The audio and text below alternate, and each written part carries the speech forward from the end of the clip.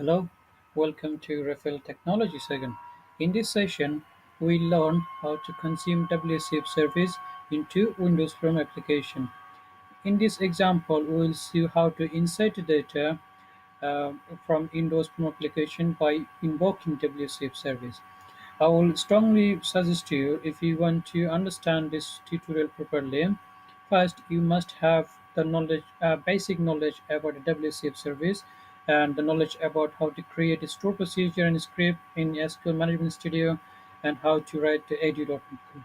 Okay, so first we need to create the record store procedure in the table.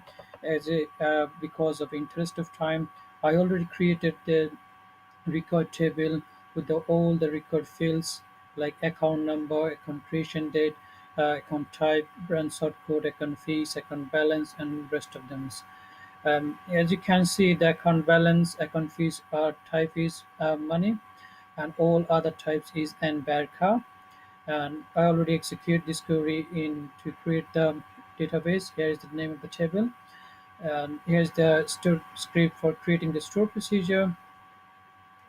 And here what you're doing, we're just creating the store procedure by using name, account creation details.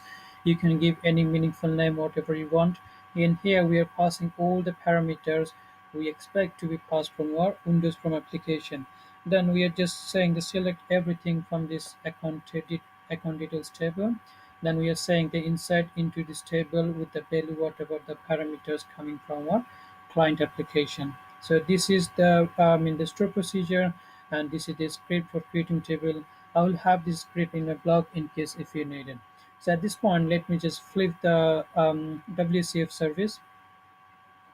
Here I already written all the record edu.NET code.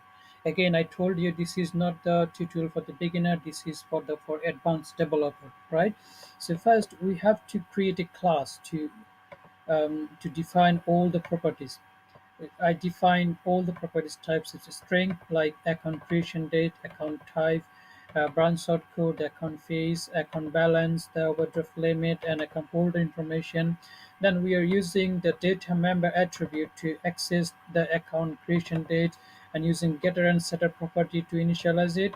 And the same idea, same objective from the rest of this value, whatever is coming for this account creation class, right? So first we need to create the class with the data contract attribute. Then we must define the data member attribute to access this property of this class. Then I already created the record interface for this for this class. Okay, let me just show you the interface that I created. Here's the interface I already created. Look at this. This interface is decorated with the operation contract, and its types is string, and I give it the name is account. Then in this account method, we are passing the name of our account class with the parameters like create accounts. Again, this is the service contract. This is the name of the interface I have chosen. And let me just go to the implementation of this particular method. If you just right click on this method and go to implementation part, right? So here we're just naming the same thing. Name is account and types is integer. This method types is integer. Then we are passing the account class here with the create account object. Then I'm just creating the string message variable here. Then we are just creating the SQL connection, and in this SQL connection we are passing our connection string. Again, if you know to how to pass the connection string in your SQL connection, I will strongly recommend you to see the basic tutorial by using Windows Chrome application. Then we are creating the SQL command. I just chosen a name cmd1. With this cmd1 we are creating the new SQL command, and here we are passing the name of the store procedure. Remember, you should type the correct name of the store procedure in here. Otherwise, you will see the error. The store procedure name is not found. With this store procedure name, we are passing the connection as well, whatever you define in our SQL connection. Then we are just saying the command type equal to be store procedure. Then all the parameters are expecting in this store procedure. We are just adding with the command. Okay, like the account creation date. Remember, we are passing the class. This create account class into this method. In this parameter, we can access all the properties are exist in this class. So what are we doing with this store procedure? We expect the account creation date, account type, branch, sort code, all the properties. And we are saying that this is all the properties coming from this class property, right? Then we are opening the connection, then using the execute non-query method, then we are returning the message to the user. So this is the interface and implementation of this method. Still, if you have any questions about this interface and the class, and at the edu.net I have written, feel free leave in my blog. I'll get back to you when I can. So at this moment, let me just save the item. This item is saved and build the solution. One more thing, I'm just hosting for demo purpose into the console application. Okay, in this console application we defined our two endpoints. Remember, in wcf service you must define the name of the service and the name of the behavior. Then you can define as many endpoint you want. Okay, at this point the name of the endpoint is company service. This is the name of the project, and the binding we're using the basic http binding, and the contract is company service, the I company public services. Okay, this is the endpoint is using the basic http.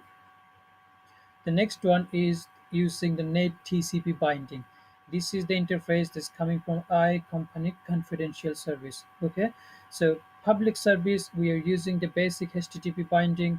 In confidential service we are using net TCP binding, which provides the transport security.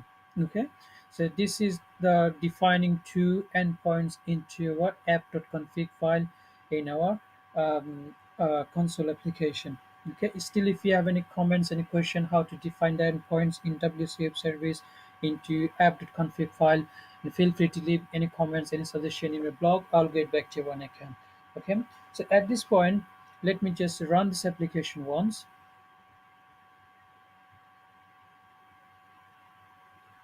As you can see, the build is succeeded, and we expect to be displayed the message the host is started at the time, whatever the current date and time is here. Okay, then let me just flip the Windows Phone application client. As interest of time, I already designed the Windows Phone application as required. Here is the Windows Phone look like. We are just dragging up the label controls, the text, data picker.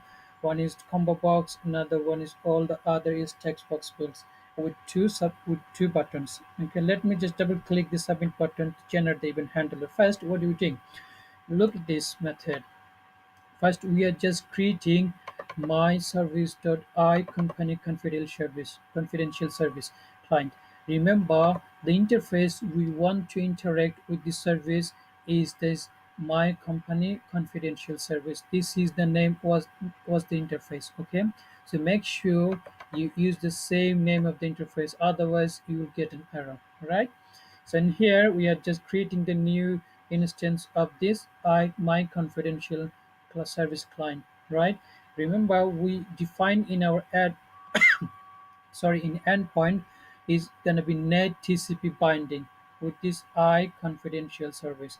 I can show you that in this app.config file the same name is been added. Here you go. Yeah, look at this. We have to define two address in our WCF service app.config file in console host. Here is the reference was added into our Windows Phone client. Okay, so remember you must add the service reference where the service is running. Otherwise, you won't be able to interact with the Windows Phone application. So make sure you have the right the assembly and the name of the binding you're using. Okay.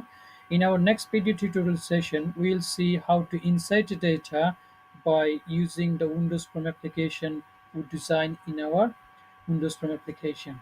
If you have any question, any comment, just feel free to leave in a blog or or in my YouTube channel. I'll get back to you when I can. Uh, Thank you for watching. See you in next video tutorial.